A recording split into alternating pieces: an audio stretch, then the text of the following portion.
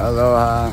I thought I would do a short video on the 2020 Corvette high wing spoiler installed and the bumper back on my car.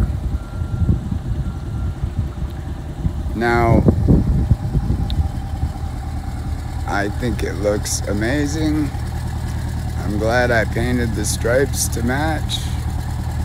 And along with that, I have some graphic designs that came back for a final test fit. And one of them is my wheel design for the 5-spoke open face carbon flash black wheel. You can see the red design.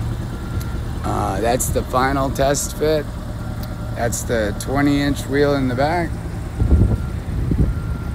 And this is the 19-inch wheel in the front. Along with that, I did a graphic design for the rocker panel step, and that is right here. This is also the final test fit. So both of these graphics should be available soon on Mike's website, www.vetstripes.com. Anyways, aloha and stay safe.